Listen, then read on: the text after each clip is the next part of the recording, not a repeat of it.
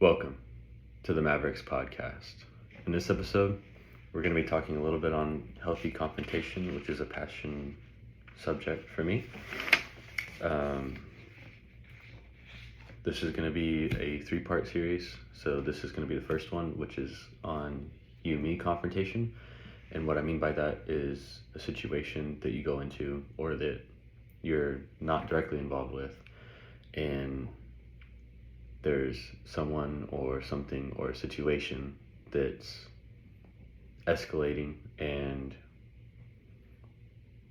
from a leadership standpoint, you want to go in and take action and try and shift the momentum of that conversation into a more positive view.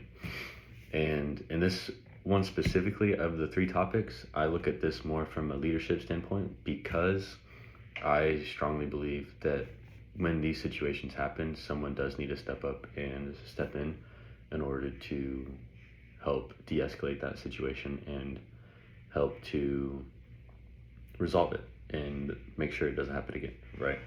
So that's kind of the standpoint that I have around this as we continue with this talk. This is going to be hopefully more of a conversational topic. I don't have anyone here with me, so it's just me today, and we'll see how that goes because I've never done it by myself before. So with that being said, you-me confrontation, in my definition, is when you're not directly involved, but there is a situation, let's say, going on with some peers, some coworkers, or just in a public area in general, and you feel the maybe you don't feel the need. Me personally, I do feel the need to be like, oh, I could maybe do something about this. But just in general, like it makes a lot of things uncomfortable in that area, especially if people are yelling and escalating the situation. So in my opinion, this is, at least from my experience and what I've put together, something that I think is a positive way to combat that and make it die away or go away in a smoother manner. And I'm going to put up some notes too, if I can see my mouse. Okay, let me make sure that's still recording. Okay.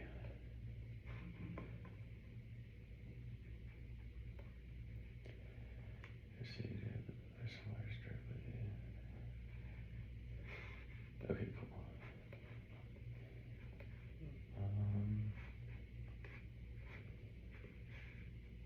There we go. Okay, so with this topic specifically, I want to make this go away because that's annoying. Sorry about that. I guess I should have set this up correctly the first time. Okay. So on all of these 3 topics, I have a 4-step process, and I try to narrow it down and make it as simple as possible for people to understand and for people to move forward with it, or at least be able to recognize which point in the situation you're at when you're looking back on these conversations that you have. So with that being said, I want to dive into why this specific type of confrontation is important. And this is just from my experience. Could be wrong, could be not wrong, but this is what I truly feel. And I believe this form of confrontation is an effective and a key aspect of effective communication, between other people. And also, I believe it helps bring peace and some sort of peace and a sense of resolution. Like, there's a lot of tension that comes up in these situations, especially with whoever's involved, because I mean, if someone's yelling at you, you're not going to feel the best, right?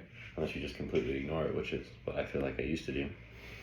But just from that standpoint alone, it's like no one wants to be in that situation, and we're all going to have to be at some point in our lives. We might as well be able to handle it properly. And properly, I mean in a positive way, which is how I try and think of it. So in this case, let's see.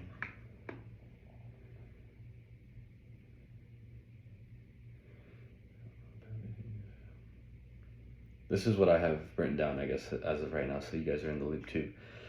I wrote, in the process of outside conflict introducing itself, whether directly to you or in your vicinity, there's a form of anger / negativity introducing itself. And we all know how badly things can go when negativity starts to spread, which negativity does spread, just kind of like an exponential graph. The more negativity you have, the more negative you tend to be, right? And it's the same with positivity as well. Because of this, we need to recognize what's going on fast and effectively. To start, this is going to be the first point, and this first point is to approach the situation. And what I mean by this is to solve a problem, you have to first realize there is a problem, and that's in any situation, right? So if there's a problem, we want to know that there is a problem so that we can figure out what the problem is and then also resolve it later. So in this case specifically, it can be very abrupt and very explosive, like someone yelling or throwing hands. And it also can be something subtle, like let's say in a workplace when someone's starting to be quiet when they're not typically quiet, there could be something stirring, and it could prompt someone closing themselves off for some reason. So, I mean, you might not know exactly what's going on, but there's a shift. You can notice a shift in the frequencies, or at least I do. And once you notice that shift, it's usually like, okay, something's going on. What can we do to figure out what it is, and then see if there's a way that we can solve it and help it be better in the future, or at least completely resolve it in general, right? Because typically tension just comes from a lack of expression that feels like, or that person feels like should be expressed. So, for instance, this is one of the topics that we'll go into later in another episode. Internal confrontation or internal conflict. I can't remember what it was. In that situation specifically, you're looking back on yourself as if it's like you have something that you want to say and you're prompted to say it, but then you choose to hold back. So it's kind of that situation. And when people do that, it tends to cause tension unless they don't really care, and then it goes away. So that's kind of what I'm talking about there. So when we approach the situation, whether disruptive or subtle,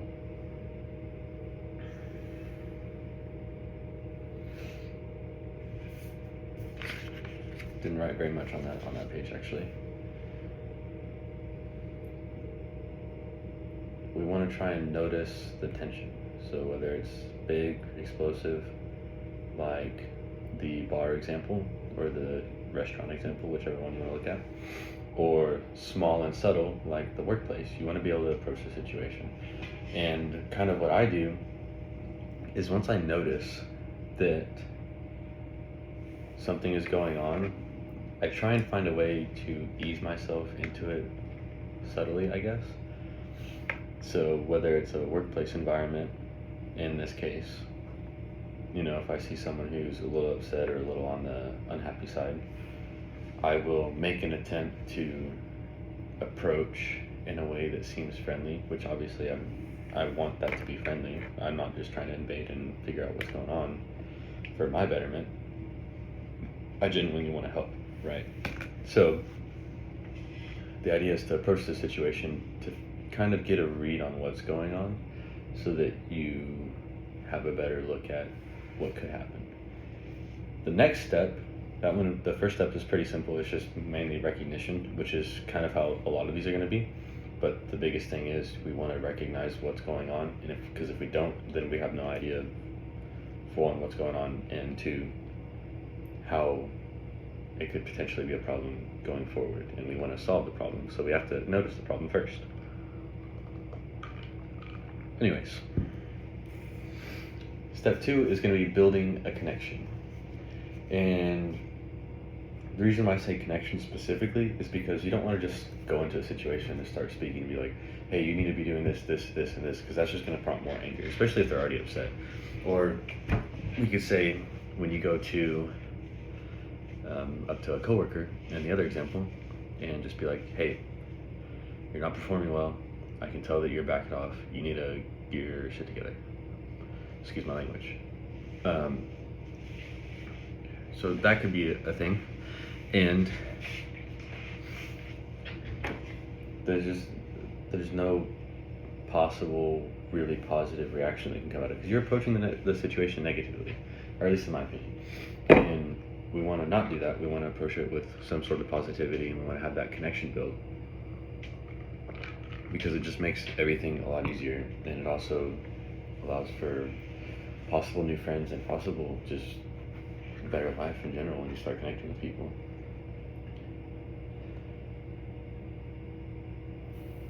Definitionally, when we go into the situation and try building or start building a connection, we want to understand what their perspective is. Whoever is, we can say, having the tension or closing themselves off, so we want to understand why they're doing that, why they're doing that specific action. So we want to have a sense of curiosity and active listening, which I think is a great combination for most things in life. But if you can have a sense of curiosity around the situation and just ask questions, obviously not prying too much, but implementing like active listening, like I'm saying, active listening, so you're listening to what they're saying and you're trying to put the pieces together, but also you're asking questions and staying curious in a way that helps them feel heard, but also in a way that maybe brings you guys closer to solving the situation. And I want you to look at this as it's me and them versus the problem, rather than me versus them and the problem, or them versus me and the problem. So we don't want them to view us as if we're part of the problem. We want them to understand and try and get them to the point of understanding that we're trying to help you find a solution. We're not just trying to bombard you or shut you down completely.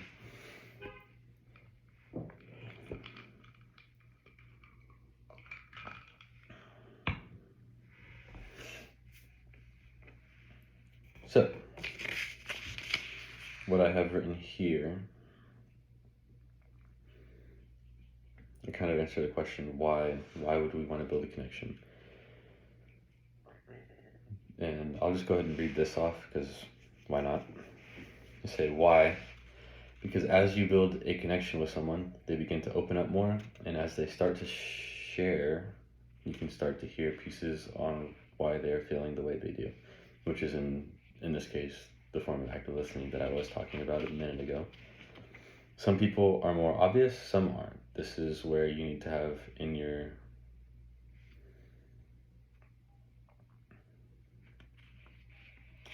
I actually don't know what this is, but it's basically, this is where your active listening skills come in, right? Because you want to be able to tell, especially if they're very, very subtle, you want to be able to tell whether or not, how angry they are, how upset they are, what can be possibly done with the situation to make it a little bit better.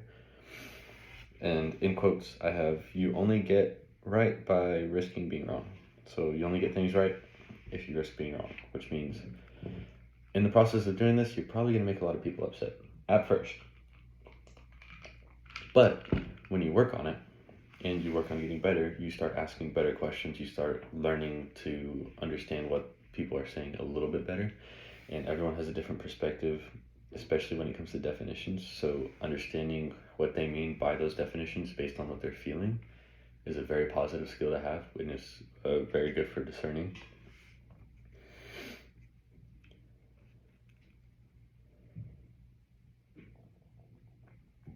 The next thing is just about the curiosity of part of things.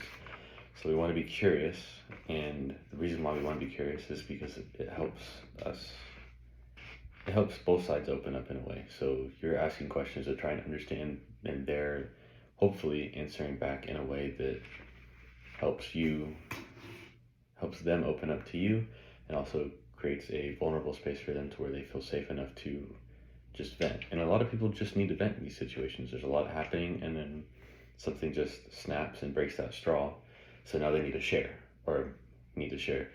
It's an outburst, it breaks, and now they're taking it out on other people who probably don't deserve it. In any case,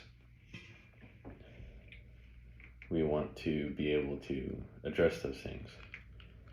Another thing to remember before we go on to the next step, don't tell them the answer.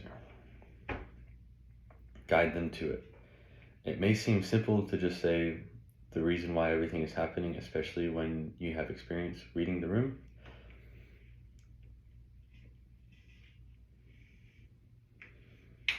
I completely butchered that, actually. No one really learns from you telling them to do something. And what I mean by that is, yeah, if you tell someone to do something, but they do it, and they don't question, they don't do anything, maybe it's a good little henchman. But in this case, we don't really need a good little henchman. We need someone who understands why the situation needs to come to a halt or why it needs to be resolved. And in my experience, it's easier. I've had a lot of pushback just trying to tell people the answer rather than helping them understand why the answer is the answer. And that comes from laying out pieces in front of them for them to put together, whoever these people are. And in the process of laying those pieces out, they're putting the pieces together by themselves, but you're just kind of a guide. So like a little breadcrumbs, right? We're laying out these little breadcrumbs for them, and then they're kind of following behind. And then eventually they get to the end, they find a solution, and then we're all better for it. But it sticks with you. It sticks with you more when you put the pieces together yourself rather than when someone else puts the pieces together for you. It's just kind of like taking a back seat and letting someone drive off. You're like, oh yeah, just take me here, but I don't really care how we got there. You don't really remember much of it, right? Especially when you're driving, so like an Uber or something. But if you're directly involved with the process of getting there, especially if you have to look at a map or figure it out on a GPS without plugging it in, because that's basically like backseat driving, you're just following what the line says. If you have to figure it out yourself, there's a certain emotional attachment that comes with that, and because of that emotional attachment, it slowly kind of downloads in your brain and you remember it more, you remember it better. Whereas when we're just taking that backseat drive, we zone out a lot. And especially in my experience, and I've heard other people say it too, when you're in that sort of mode, you don't really pick up on your environment. Like you're outside, and you blink a couple times, and then all of a sudden you're 30 minutes down the road, and you're like, what the heck happened? I don't even remember the last 30 minutes, right? So it's kind of it's that perspective, I guess I would say, is you want to kind of have them in the front seat. You just kind of laying out the step and then letting them figure out what that step is and letting them see that breadcrumb to move them forward, right? Then this takes us to the third point: collaborate to find a solution. And with this one specifically, this is when we start moving past that connection. And now that we understand what's bothering them, what's going on in the situation, and why, let's say, why they have that tension built up, why they don't feel like they can share their emotions, maybe their boss makes them feel like not safe enough, or there's going to be some sort of repercussions for sharing their emotions, or in the case of the bar example, maybe they just had a really bad day and someone said something and it snapped and all of it came out at once. Either way, now that we understand the situation, we want to collaborate to find a solution. And I say collaborate because it's kind of the same concept. We don't want to just give them the answer because that's not helpful. I mean, if they listen and they go away, then it's solved, I guess, temporarily, but they don't understand why it's a solution, and we want them to understand why it's a solution, or why this works and what they were doing doesn't, because then it sticks with them, and we want that to happen so that we can solve something more permanently rather than just slapping a band-aid on it. So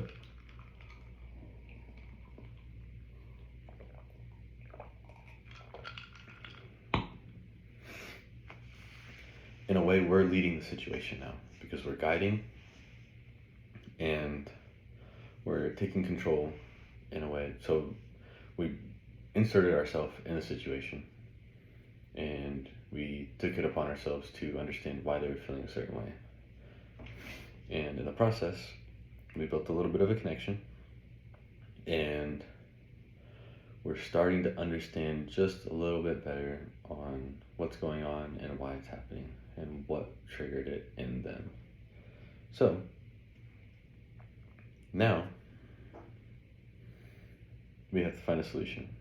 And when I say we, I mean they, but we need to ask questions and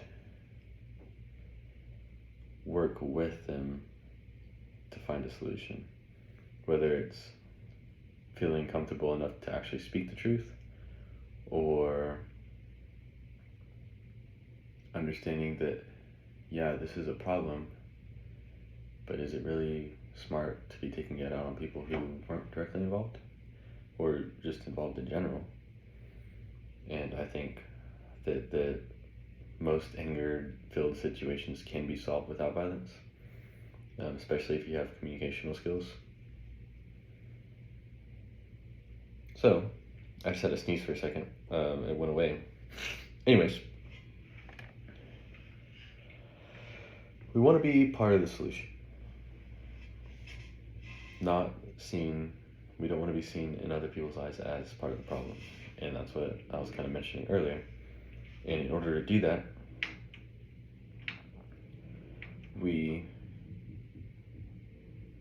need to be that guide. We need to guide them effectively and help them realize what that solution is, which I already said that before. I'm repeating myself, but I didn't realize I had already spoken on this paper. So that's my fault. Anyways, we want to keep going back and forth. We want to, keep listening, and then also repeat in a way back. So like summarizing kind of what I've been doing when I'm talking about a subject, and then I go to the next subject, and then I'm kind of recapping. We want to do that while we're in that situation as well, which is going to be part of the last step. But as we're going through the conversation, we want to do that, especially when we make significant progress forward. So we make a progress forward, we make a jump forward, and we want to be able to tell them, say, hey, well, this is what we just figured out. Do you agree? And then see what they say, and then from there, move forward, right? And we want to keep doing that over and over and over again, even if it's a small step. Either way, we're still working towards a solution, and that takes us one step closer to everything being resolved. Now, the last one, the fourth step, anchor the moment. And what I mean by this is we want to make sure that it's remembered in both their brains, or just that person, and we also want to make sure it's remembered in our brains. So we need to be able to go over the situation briefly together, and maybe you ask the question, is this necessary, or why is this necessary? The answer is no, it's not necessarily necessary. Well, that was a weird tongue twister. It's not necessary specifically, but what this does do is keep the door open for connection to stay. It also helps to make sure that both parties understand the solution that happens to come out of the situation. It also helps narrow down all the distractions, and I can't read my handwriting actually. Hold on. I feel like I'm just trying to read off the paper, which I kind of am, but it's narrow down all distractions and reignite what the solution really is and why it's decided. So in a conversation, just kind of like this, when we're talking, when I'm talking, there's going to be points and moments where I get sidetracked and I'm off topic, but then I'm going to come back to the topic and get back on the points that really hit home. So in this same situation, we want to make sure, that they're remembering the most important parts that actually moved us to step forward. And in order to do that, we need to be able to go back through the conversation, lay out, this stuff happened, and there's some noise, right? Some noise in the background, maybe a funny joke or something. And we want to cut that out, but go back over and be like, hey, this is what we found what the problem was. You did kind of take it out on these people, and we probably shouldn't have done that. Then you go forward, and it's like, these are the possible steps to the solution that we did find, and maybe we can start taking those steps, or what step we are on specifically, and see if we can make steps forward towards the right answer after that. And in the process of doing this, it helps make sure that everyone's on the same page, and that it significantly reduces the likelihood another situation like that will happen to them or to you in that specific situation, like involving the same people, because now we're working to find a solution instead of them just dwelling on it even after the fact, because anger doesn't really resolve anything. It just gives you a temporary sense of release, especially after the situation, because you do feel relieved, but then that anger is still going to be there, right? It's just going to be dampened for a while until the next time, and then it's just going to build up again and again and again until eventually it comes out. So we want to be able to solve it right then and there to a degree, right? We want to at least put them on the right path. So with that being said, doing that at the end helps actualize everything, which means put everything into a solid perspective, or at least in my opinion, put everything into a solid perspective that everyone understands and that can be used to move forward. And doing that, it is very, very helpful for relieving the tension and also addressing any sort of situation that you could have with someone in the future. So, with that being said, that is going to end this specific kind of crash course. I know it's been about 30 minutes, and I feel like I'm really struggling to breathe right now. I don't know if y'all can hear that, but it's very interesting. I don't know. I would love for you guys to tell me if you like this kind of content, or if you want me to keep it to where it's 2 people at a time, or if you do like the solo content, absolutely just let me know, and I will start doing these more often. I've been scared for the longest time to do these because I didn't know how I was going to be able to hold a conversation this long. But honestly, 30 minutes is not bad for trying to put something like this together by myself.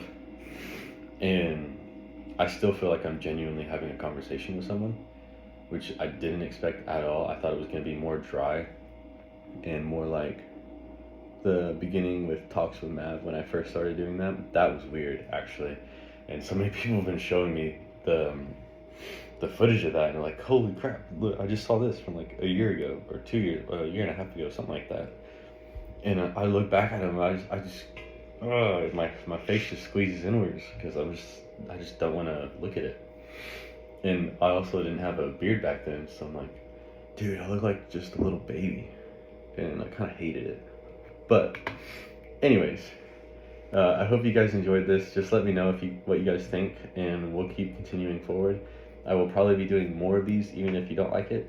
So whoever doesn't like it, sorry, but I enjoy it, honestly. If I could learn how to control my breathing a little bit better, because I feel like I'm not breathing in between. But anyways, you guys have a great rest of your night. Thank you guys for tuning in.